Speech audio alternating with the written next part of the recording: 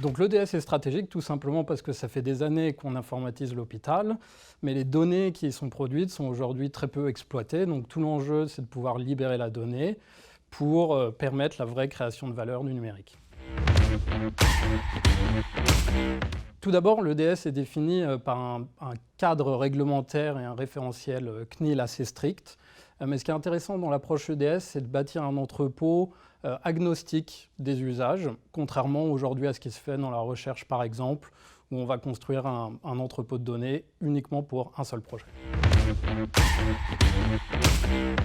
Technologiquement parlant, un EDS est constitué de 4 grandes étapes. La capture des données, leur normalisation, le stockage et l'exploitation. La capture de données est un véritable enjeu d'interopérabilité, parce que les sources de données sont très diverses. Nous avons des hôpitaux, des centres d'imagerie, des laboratoires. Techniquement, parce que les sources de données sont aussi très hétérogènes. Nous avons de l'H7V2, du FHIR, du CDA, des fichiers plats, du SQL. C'est aussi un enjeu d'écosystème, c'est-à-dire que toutes les sources de données n'ont pas la même volonté ou capacité d'ouverture.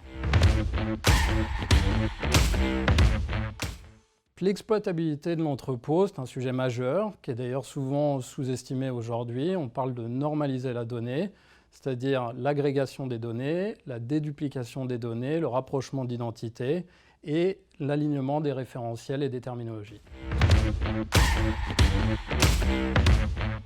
De nombreuses organisations déchantent des data lakes qui ont stocké massivement de la donnée non propre. Cela les rend inexploitables.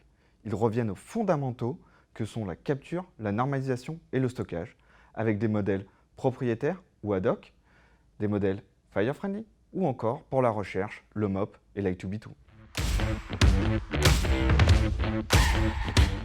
Une fois qu'on a un entrepôt fiable et exploitable, c'est là que les choses deviennent intéressantes, donc on peut envisager tout type d'usage, évidemment la recherche clinique, mais on peut aussi penser au pilotage opérationnel de l'établissement, à la médecine de précision, voire même à l'analyse populationnelle.